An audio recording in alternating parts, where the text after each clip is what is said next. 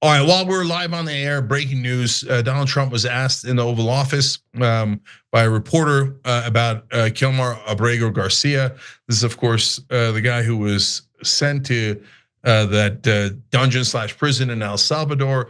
The Trump administration earlier had admitted in court that it was an administrative error. We've gone over it many times here. In 2019, a court ruled definitively that he is not to be sent back to El Salvador because he was not a gang member. In fact, there was credible threats from gangs against him. So that's why we shouldn't send him back to El Salvador. And in the Trump administration has fought that tooth and nail. The Supreme Court said that they must facilitate his return. So the reporter asked Trump about that, and Trump with an interesting backpedal. So let's show you that clip. Well, I'm not involved in it. I'm going to respond by saying you'll have to speak to the lawyers, the DOJ. I've heard many things about him, and we'll have to find out what the truth is. All right, backpedal. Look, that is not a full backpedal. That is the beginning of one. If you're on the right and you go, oh, no way, I don't interpret it the same way as you do, God bless. We're gonna find out who's right or wrong. But I've now covered Trump for a long, long time. When he starts saying, I don't know about that guy. Who's that guy? I never heard of him. I don't know anything about him. I didn't do it. My stupid DOJ lawyers did it. That is a great percentage of the time a prelude to getting the hell out of there, backpedaling and reversing his position. That brother reverses, both credit and discredit, right? But that brother reverses his positions more than anyone else. Like, we're doing nuclear global tariffs against everyone. Just kidding, we're not. It changed my mind immediately. That was a disaster. We're doing this 145% against China, and then and including the iPhones and the electronics. I'm just kidding, not the electronics, not the iPhones, etc. Once he senses something is very unpopular, he usually tries to get out of it, okay? And not every time, God knows, right?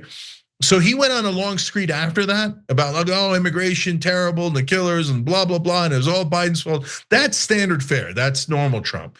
But him saying, I'm not involved in it, that's a really good sign for Abrego Garcia. Sharon, what do you think? I think it's a great sign, and I think he behaves terribly every hour of the day, most days. But I agree with you that, hey, if he's changing his mind, pivoting, whatever, if this is the door cracking open, great. But it kind of made me laugh. This is a very serious topic, but what about those around him who were so full-throated? Pam Bondi, who said today or last night that, oh, his wife and kids are better off that he's in that prison and away from them. What about Marco Rubio, who Judge Boasberg said tweeted out, oopsie, and thought, retweeted it and thought it was just so beautiful and funny.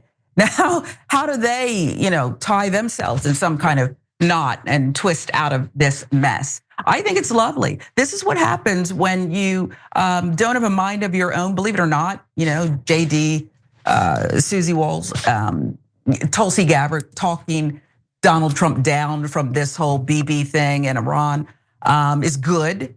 But the others who just get along, go along, I think it's good for them too. I'd love to see what Pam Bondi says if this truly is a door that's getting ready to open here and bring this guy home.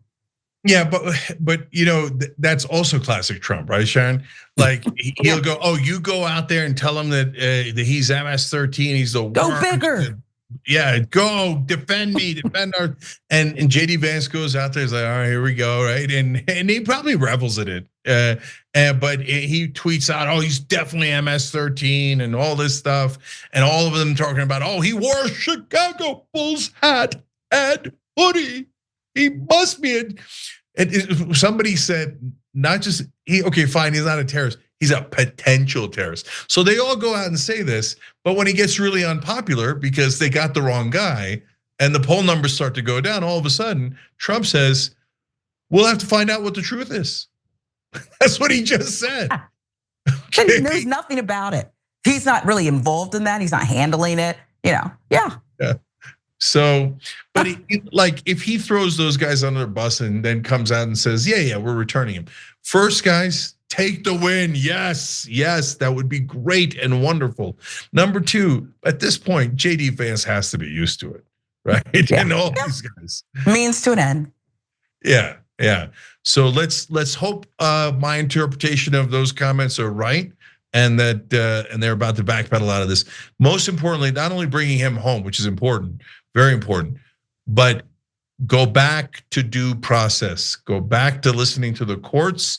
Go back to the United States Constitution. That's what we need most of all. He was testing the limits. Then perhaps this is good. They hold the line. What about the press secretary, though, who said if he comes back here, he'll be deported this next second. He's out of here again.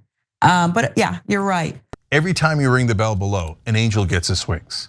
Totally not true, but it does keep you updated on our live shows.